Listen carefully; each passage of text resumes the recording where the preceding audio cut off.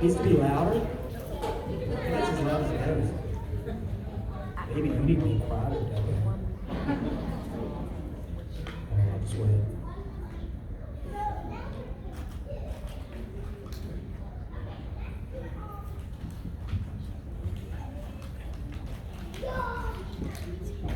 Hey, don't worry about your kids being loud. That's one of the things I wanted here was for you guys to bring the kids. Believe me, the noise of those kids ain't bothering me one bit. Just let them play. How about me? No, you get on my nerves, Tom. Even with that pink shirt, it's not helping.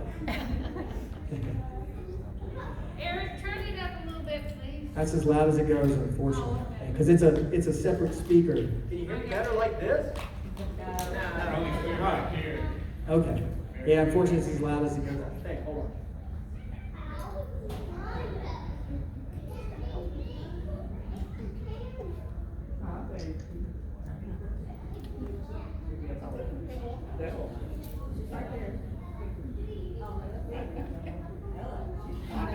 All right, everybody. I really appreciate y'all being here. Kaitlins' grandmother is going to come up, if that's okay, and say a few things.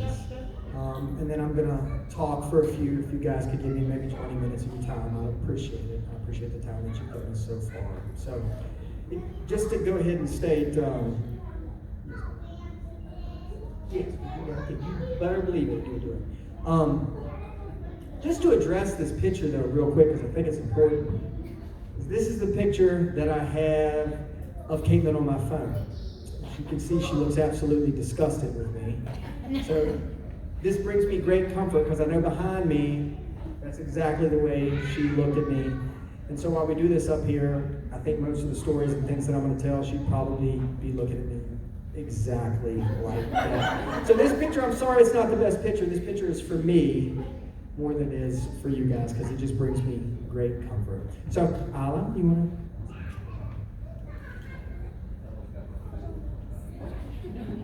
Does share. What's that? Ella's got that look sometimes too. All the time.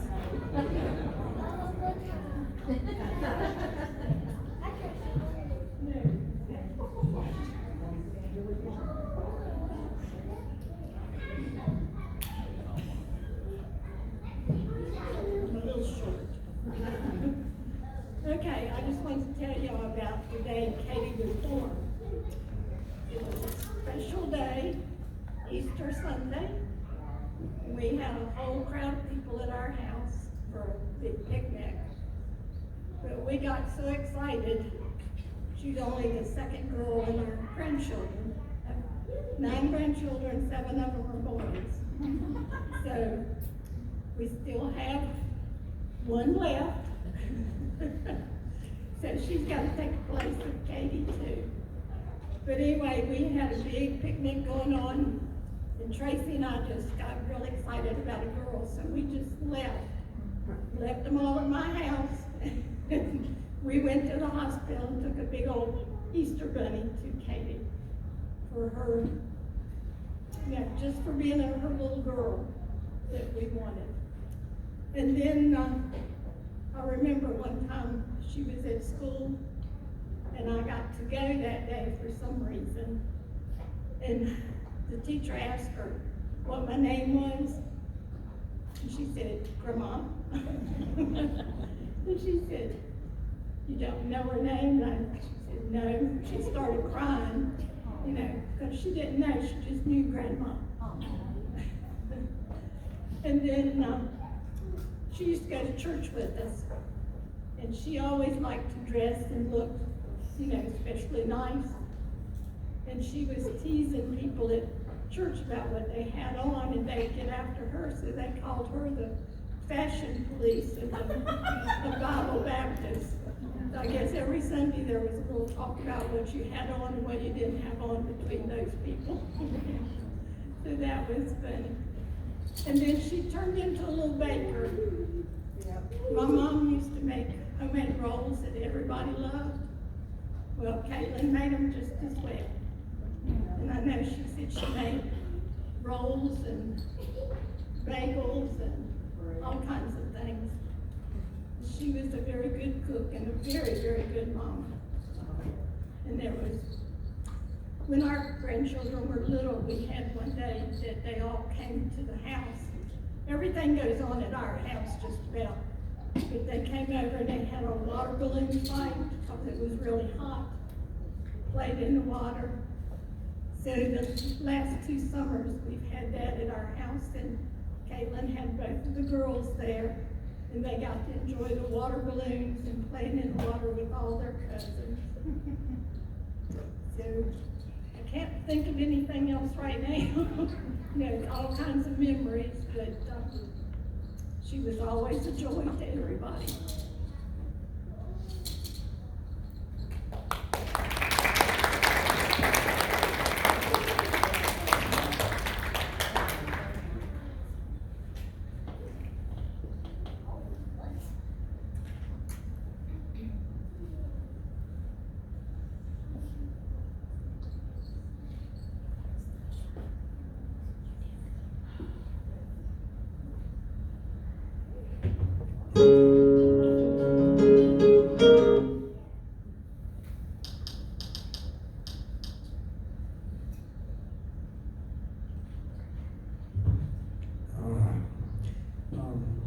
I think the first thing I want to do here is, can everybody hear me? The first thing I have to do is, I have to thank you all for coming here today. One of the things that bothered Kaitlin is that for the last 5 months, she just couldn't do all the things with the kids that she normally could. And it broke her. And just so you know, just by you guys showing up here today, just being present, what you're doing is you're allowing Kaitlin to appear as a superhero to her kids again, because you're showing her kids that they have a community and how much that her mom is loved. And I cannot thank you enough for that. That is so meaningful to me, and it's so meaningful to them. Kaitlin and I believe that no matter a child's age, they will never have shoulders broad enough to carry the burdens of their parents. The tough part about this was it got really hard to shield what was going on as time went on through this disease. But we did our best. And again, you guys being here, what you're doing is you're helping me allow the shoulders of our children to continue to only bear the weight of the short-lived joys of childhood. And for that, I'm forever in your debt for being here today.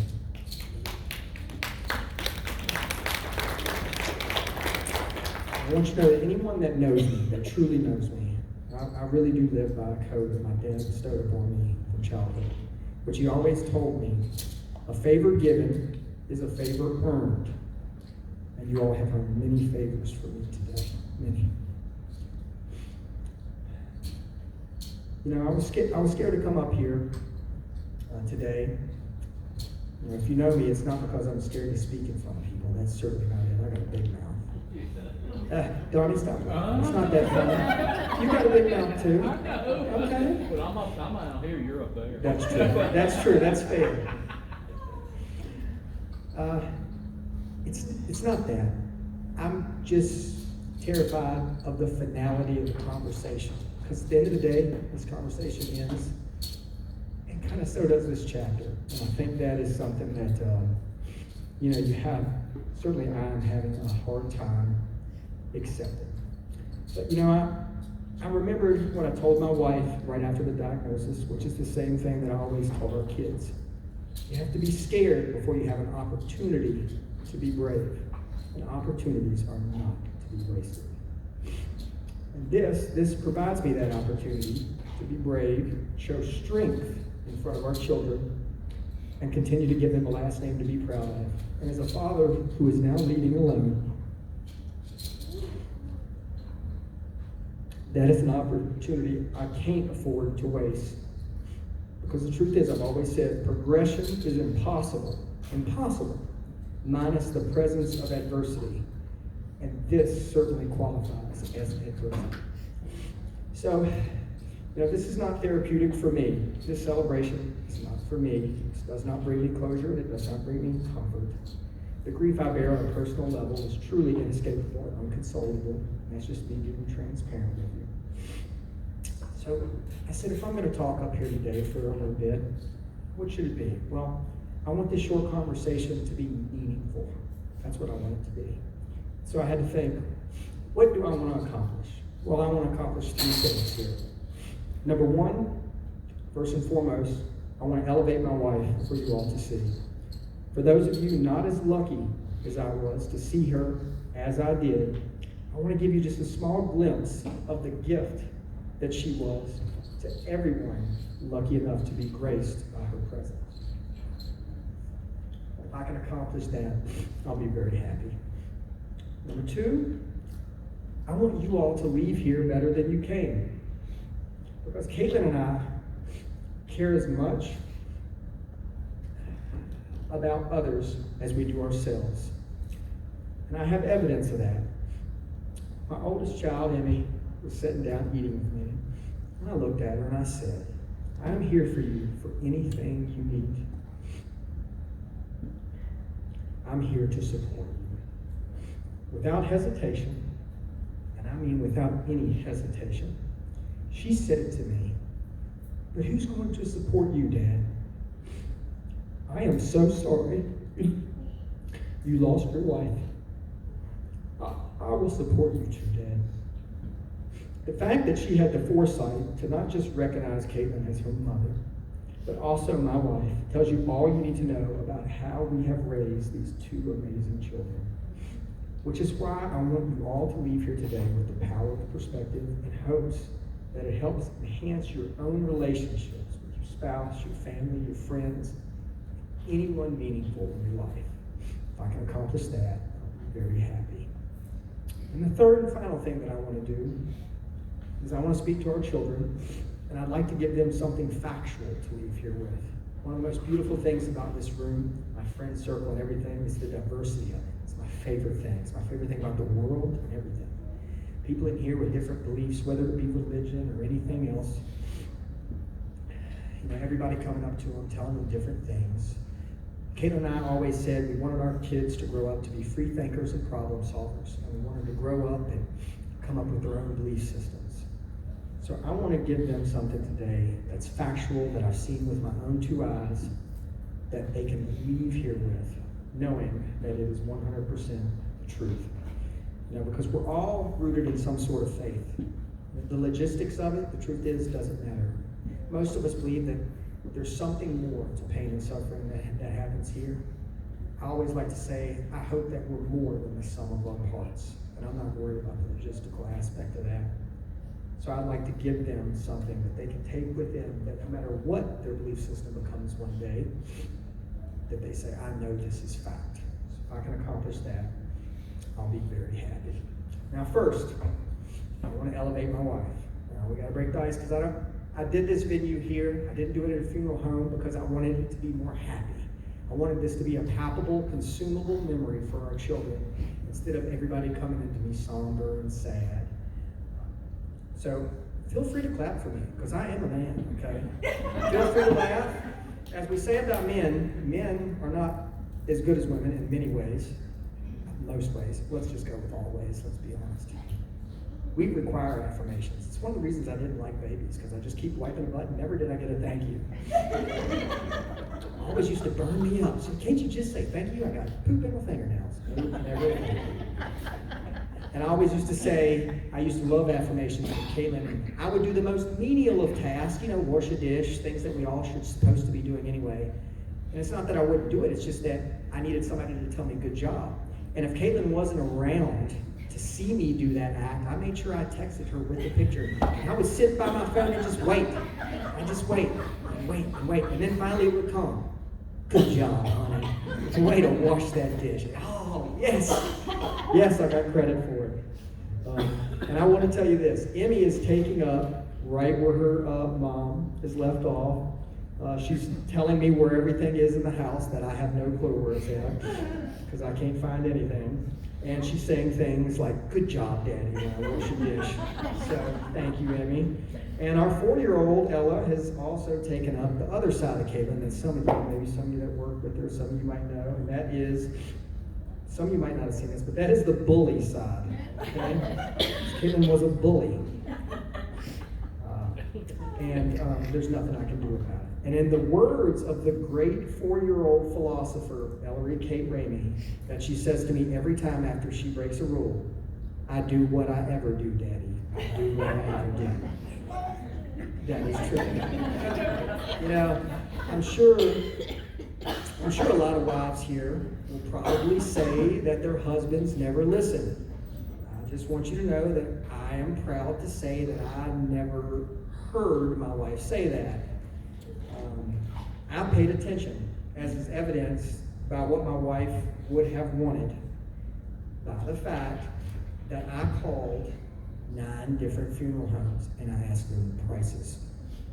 That's exactly what Kaitlin would have done if I would have passed. She would have called them all and made a spreadsheet of how much each of them cost and which one was the most cost effective. And the one thing I did when I called them all is I did something that they probably hadn't heard before. I asked every single one of them if they had a coupon. Now, I knew none of these funeral homes had a coupon. I just did that. In spirit. And I have to show you this. Okay.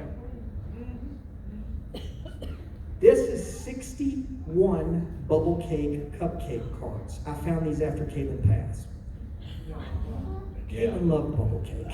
There's 61 of them. Apparently they used to run a buy one, get one, and she would just hit quantity all on the shopping cart. And every time we used to go there, I would go to pay, because I always paid. And she'd go, no, I got it. I go, what? You got it? And she'd pull out these cards like they were lottery tickets. Where do you get all these things from? Where do they come from? Well, you see the bubble cakes back there, you know, I was gonna use these cards to help pay for them. If I haven't told you individually that they're like $8 a piece, guys. That is a racket of a business. Those people are really taking us to the cleaners with these cards. But I couldn't bring myself to use them because looking at that stack of cards just reminds me of Kaitlin so much because that's just who she was. So every time I look at that stack of cards, I can't use them. So I would much rather just pay double than I probably should have just so I could keep those cards because I sure as heck wasn't going to give them up. You know, Kaitlin had what I refer to as a cheek-to-cheek smile. It's the one thing about the cancer that got to me so much. It took away her cheeks. And her smile was so big, the only thing I didn't like about her is her eyes would just disappear. And that was the second most beautiful thing about her. They would be gone because she would smile so big. And you know, one of the things that Kaitlin liked to do most, hence the bubble cake cards, she always figured out a way, much like me, to make money. Except she would usually go the legal route, and sometimes maybe I veer off the path a little bit. But when we had our first kid, she decided she was going to sell milk. Okay? Yeah, sell milk. Yeah. Well, she found a NICU place that paid us $1 an ounce, and I remember going to FedEx, and I would pack these big 70-pound boxes of breast milk. I would take 2 at a time, and they were worth about $800 to $1,400 a piece. Well, me being a little bit more entrepreneurial spirit of it, I said, you know, I'm going to delve into this a little further, making sure we're going to get a fair market price for this milk. So I went on some not so up and up forums, and I found a couple places that were willing to pay me $12 to $15 an ounce. Now, they might have been creepy people or bodybuilders, or I didn't really care what they were doing with it, but that was like 4x my profit right there. And I was like, if I'm going to pack this stuff, let's just maximize our profits. But no, Kaitlin being much better than me, she said, no, we're sending it to the NICU. I don't care what we get because it's for a better cause. And so we did. And I want you to know that Kaitlin figured that out. She set all that up logistically. After 2 kids, she made almost $40,000 in breast milk. I know. There's probably some breastfeeding people in here like, what am I doing with my life, right? There's some husbands that are about to become lactation specialists real quick. Huh? I was, when she was in the hospital, when we first had Emmy, they were teaching me how to do the breastfeeding, and they're like, oh, you have to pull this way. I'm like, well, this is weird. And I was like, well, I'm a lactation enthusiast. But once we started selling it and I made money off of it, I then became a lactation professional. One of the things that I love doing with Kaitlin so much is going to the grocery store. Sounds like such a simple thing, but she did not like going to the grocery store with me. She really hated it, I think. She would give me that look that you saw up earlier on the picture. I would do a movie voice guy for everything that she would do, because Kaitlin loved the deal. She was the queen of the deal, and she'd see something on sale, she'd just buy it all. And so I would go, on this episode of A Deal's a Deal, Kaitlin Ramey picks up popcorn seasoning, 3 for $10, so she can buy 50 bottles, because a deal's a deal. And I would do that for everything she'd pick up. She'd just look at me like, Jesus, Pete, I could have done so much better for myself. And every time, I say every time, and I mean every time too. Oh, she got so tired of this. I would go, when we'd go in the grocery store, I'd look to see if there was like a teenage boy, or certainly somebody with a teenage mind like myself that would appreciate my humor, because she did not. And when I would see one, I'd go, okay. I'd sneak a bag of nuts. I'd sneak a little bag of nuts. And when she'd pull all her stuff up to the thing, I would squeeze in front of her. And as soon as she saw me do that, she knew exactly what I was doing. And the look of disgust on her face would be like, oh, jeez, you're going to do this again, aren't you? Oh, I'm going to do it again. I'm going to do it until I die. I'm going to do it as many times as I can.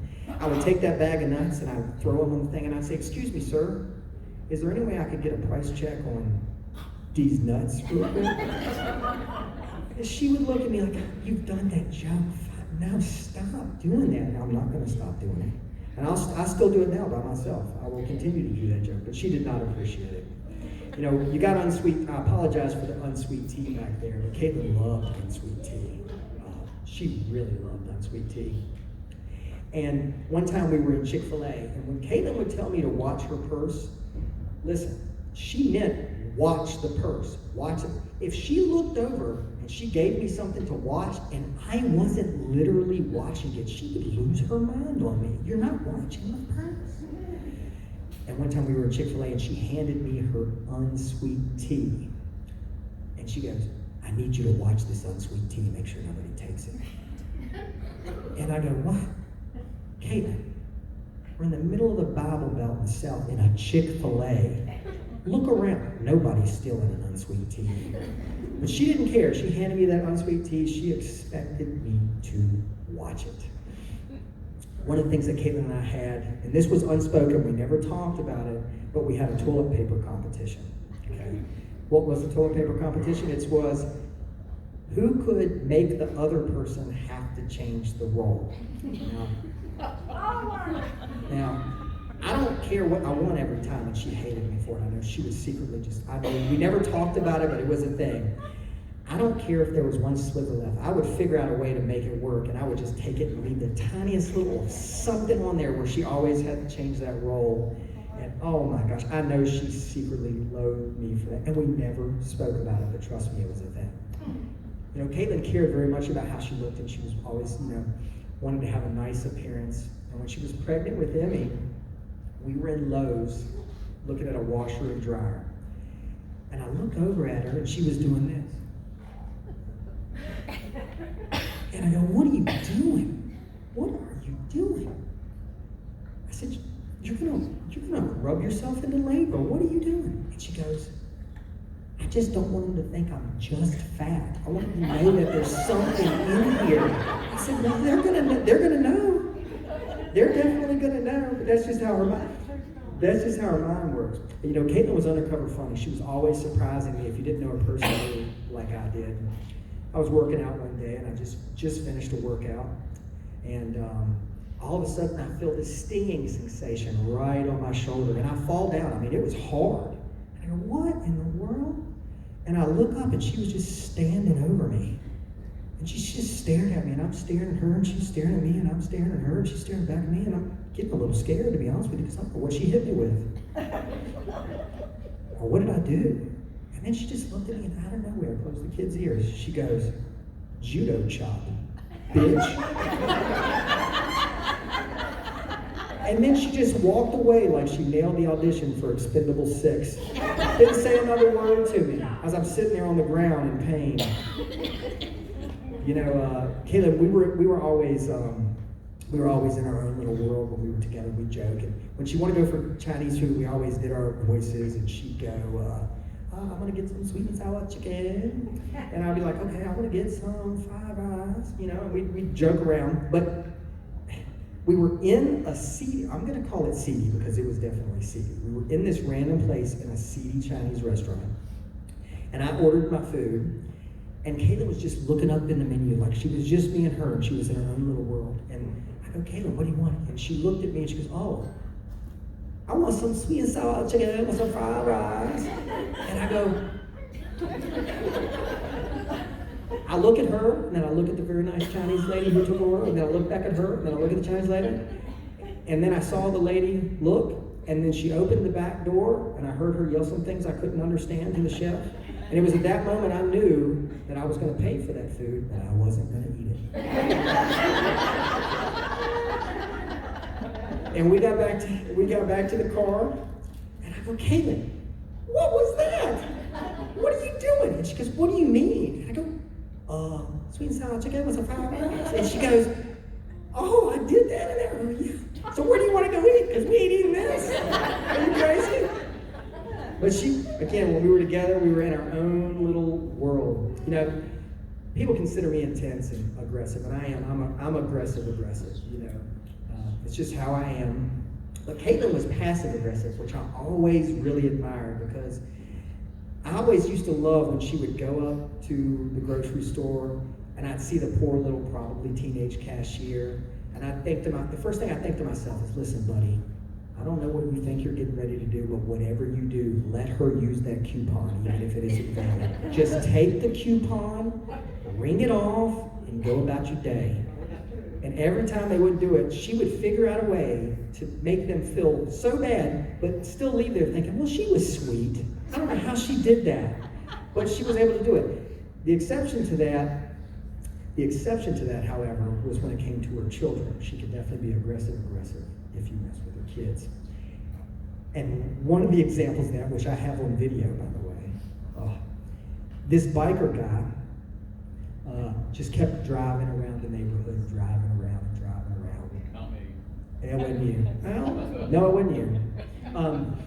But he kept waking up Emmy from her nap, and you do not wake up a mama's newborn baby from a nap. And she kept waking her up and waking her up. This happened for days, and Caitlin finally just said, "I'm catching that guy." And she meant it too. She heard that guy. She runs to the middle of the street, holds both hands out and both legs. He had no choice but to. He had no choice but to stop. And all I saw was finger wagging and this and that. And that poor guy, like, "I'm just trying to ride my bike." I never heard that guy again. She never woke up. I don't know what she said to him, but I said, "I'm recording this." And she just let him have it. So she was passive aggressive unless she messed with her kids, or certainly their naps, and then she was not. You know, back earlier when I told you I paid attention and I listened, I think a lot of guys are going to understand this. Women have great, what I call selective memories. I'm aware of that. They know just what to bring up at just the right time, something you won't remember, but when they need you to remember it, you'll remember it. And I remember when I was trying to figure out how to ask Caitlin to marry me. And then I had an epiphany, I had an idea. I said, "You know what I'm going to do? I'm going to ask her late at night, because I knew, because she was every night, she was going to be tired and grumpy. And I knew when I dragged her out to where I was planning on dragging her out to, she was going, "Why are you dragging?" She was going to be mean to me. And I also knew that after I asked her to marry me, she would immediately feel bad once she realized what I was doing. And then I would be able to do what most women do, which is bring it up in arguments I'm losing later to guilt her into letting me win. So I told you I paid attention, right? And I did just that, and boy, she was mean to me. And I remember when I asked her to marry me, I think I had the man brain like most men, and I just thought to myself, "Oh, this will buy me another 5 years. We're not getting married right away."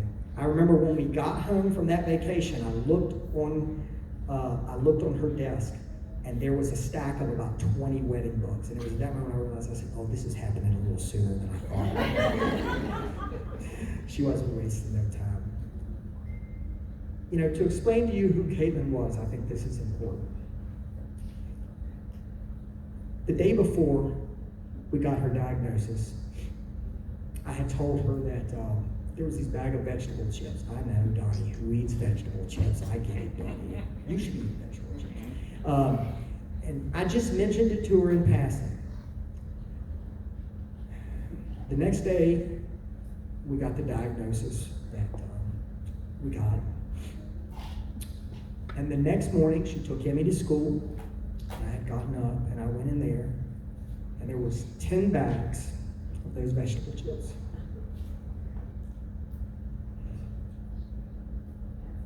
And that just tells you who she was as a human being. You know, one of the things I think that broke me throughout all this was when she was really sick, she hugged me and she said, I know it's going to be okay. You're a problem solver. You're going to help figure it out. By that point, I had almost 401 pages of notes. I could write a thesis paper on kidney cancer. I really could.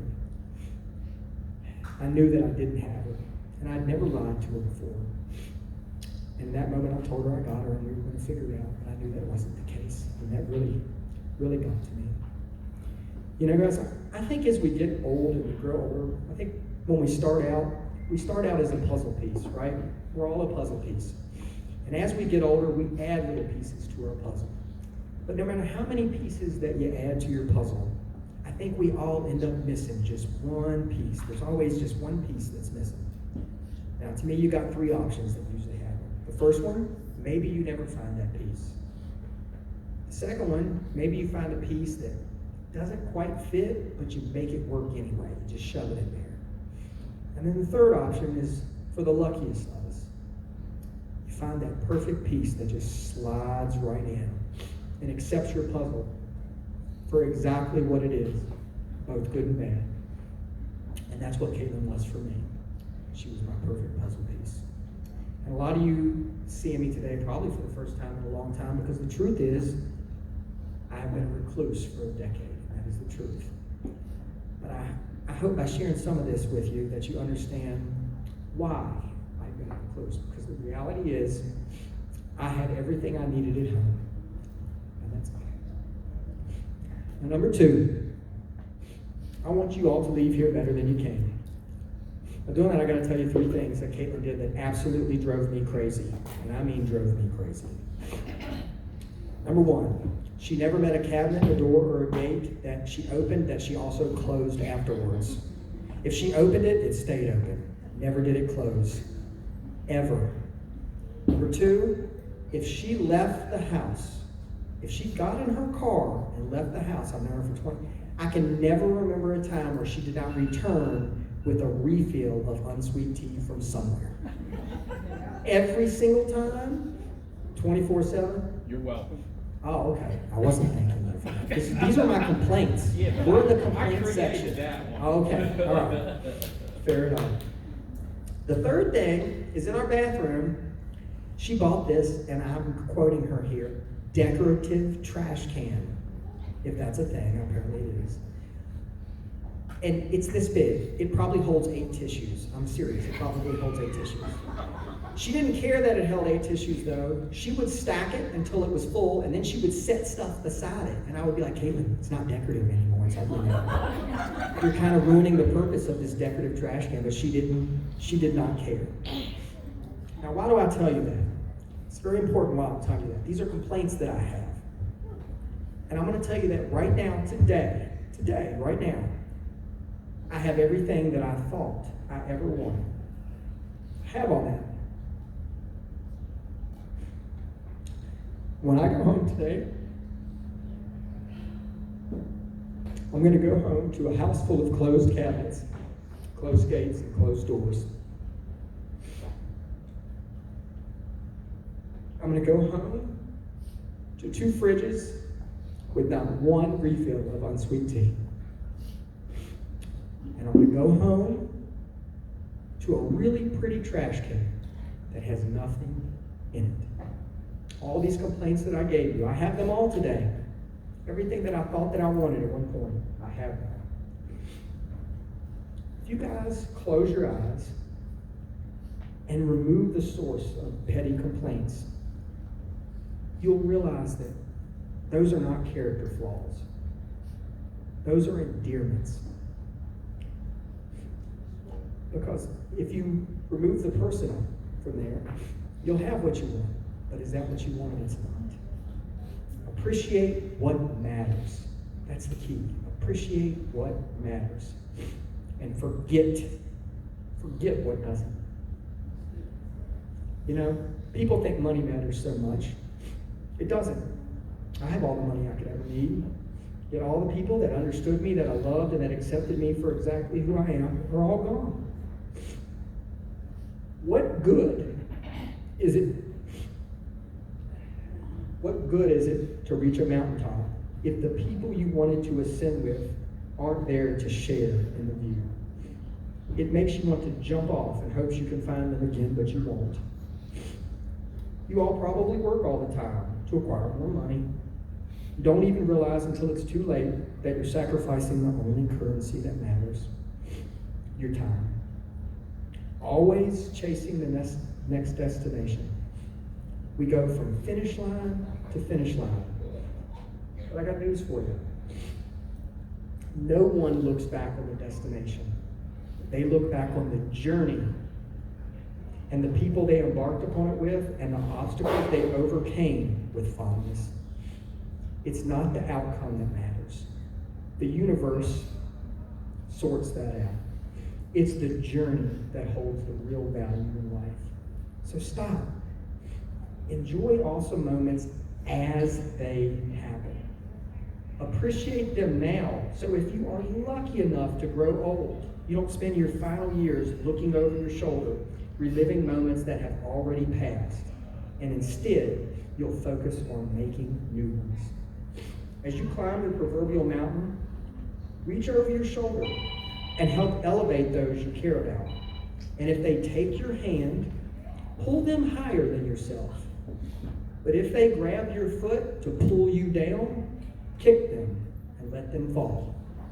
Life is too short to give grains of sand from your hourglass to anyone undeserving of that gift. No matter how hard you work, how smart you are, how lucky even, you will never acquire an infinite amount of time. This grief is inescapable for me. But I am aware that it is indeed a gift, as the alternative is not having someone or something in your life you care enough about to grieve in their absence. And that is a fate that none of us should want to bear. Remember that even the strongest climbers among us are only a loose pebble away from slipping down that mountain. Your life only exists in the now, so you need to live it as such. Finally, I want to speak to our children. You know, I met your mom at a tanning bed because, like any other self-respecting, fist-pumping widow, my life has truly been one big stereotype. I had 3 memberships at one time to tanning beds, one on each side of town, just in case I needed a quick bronzing real quick. I could get to one. However, I kept gravitating back to that one that your mom managed. She would call me at my jewelry store, which was 4 doors down, and she'd ask me to come over because she couldn't unscrew the lids on the bronzer. Now, I'm not sure if she was into me or I just looked like a guy who knew how to unscrew a 10-pound tub of bronzer. But we were friends for years. But there was just something about your mom that I couldn't look away from. You know, I was there, Emmy and Ella, when you were both born. And that was a beautiful thing. I remember, Emmy, when the doctor held you up and you were screaming, and you had all that weird stuff on you. And he said, "Do you want to hold her?" And I go, "Well, not yet. Can you clean her off first?" And then he said, "Well, would you like to cut the umbilical cord?" And I was like, not really, because the way my brain works, I said, I'm not a professional at that. What if I cut it wrong and you end up with one of them weird Audi belly buttons that somebody in here probably secretly has? I said, I don't want to be responsible for that. But I'm going to tell you what I did see. I saw the most beautiful thing that I've ever seen. And now this is what I can tell you about your mom that is fact, okay? Your mom, and what gravitated me back to her after years of friendship, was she had this spark of light. It was this beautiful, bright spark of light. Now, this isn't my faith or my opinion. This is something that I've seen with my own two eyes. And when you were born, I saw that spark of light lift up out of your mom and split in two and go inside of you. Same thing with you, Ella. When you were born, your mom's spark of light, it just rose up right out of her and it split in two and it went right inside of you. So what does that mean? What that means is you are her and she is you. And nothing can ever take that from you. Nothing.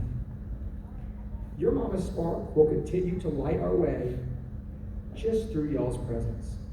Because we are, in a way, more than the sum of our parts. And you know all those times that we go out and we howl at the moon every night and we tell the moon what we're thankful for?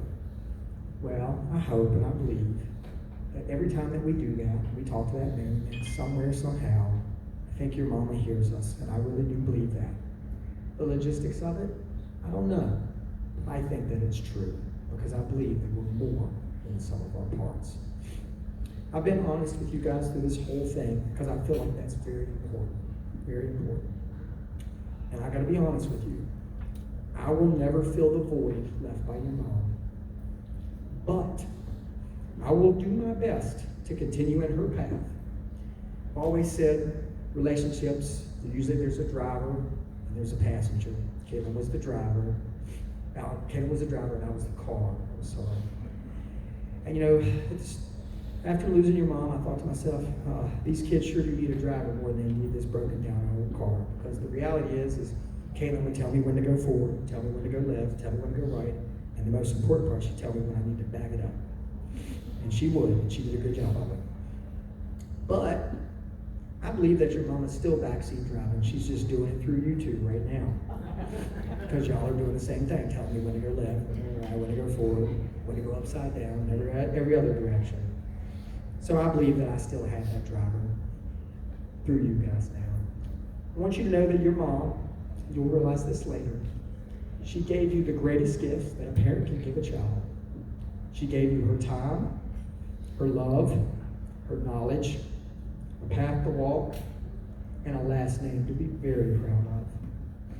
So everything you do moving forward is a representation of her. I hope you take great pride in that. Always give your max effort. Always try to project a positive attitude because it is indeed infectious. And never be a doormat because doormats never open doors. And let the universe sort out the rest. For you two are the best of us, and you're none of the bad. So approach life all in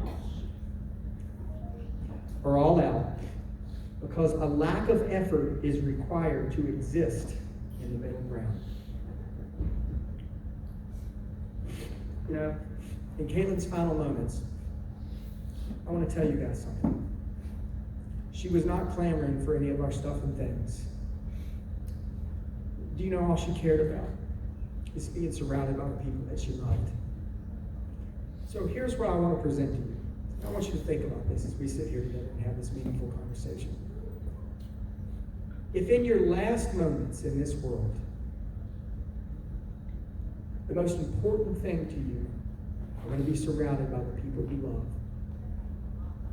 that's what should be the most important now, not later, now. And I hope that you all take that with you today. When I was at Kaitlin's bedside for the last time, I wrote a poem because it's one of the ways that I'm able to express myself and give you an idea of where my mind was. I want to read it to you today. And it's called Upside Down. I'll never forgive the world for this. As the time grows near to dark abyss, think of me strongly as I shed these tears. For real men weep in times of sorrow, and on your shoulders I may need to borrow. For I think of why I am so sad. It's because I had something worth grieving in its absence, and that is a blessing I believe worth to have. For I will forge through this fire and accept the burns of this world's desire, because it means I had something worth all this pain, even if the scars remain. Never again to be right side up, so upside down will have to be enough. You know, when we were figuring out what was wrong with Kaitlin, I wrote a song, and I recorded a video of all of our favorite pictures of her as a mom. I want to share that with you guys today. And I had our girls record a message for their mom on it, and she got to see it before she passed, which was great. And I want to thank Amy Brill, who sings on it for me as well.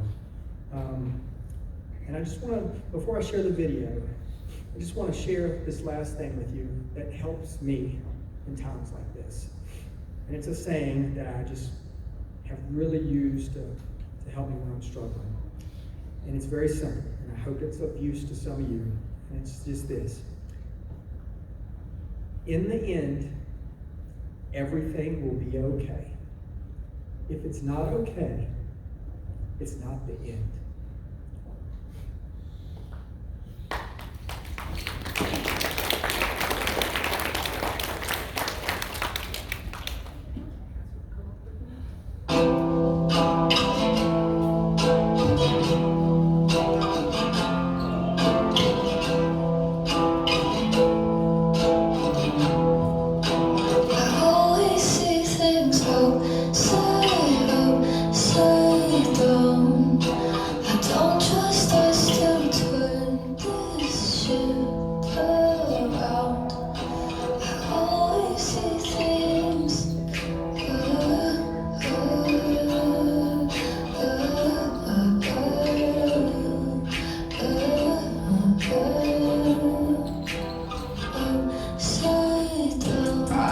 Turn my life around, but my mind keeps me upside down. Just wanna flip it over and stay afloat, but my anchor can't hold my boat.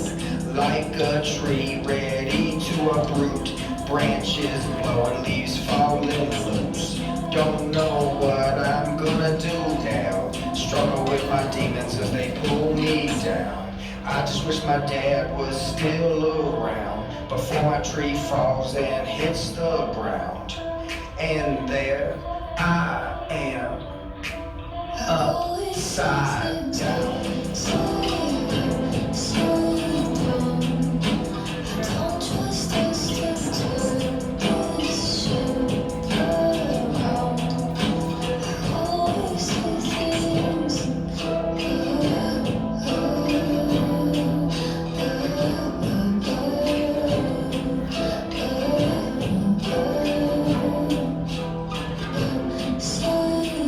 Fatherhood pressure keeps pounding me down. Some days I'm blind, gotta feel my way around. The struggles got me thinking, am I enough? When I just want the world to see me lifting them up.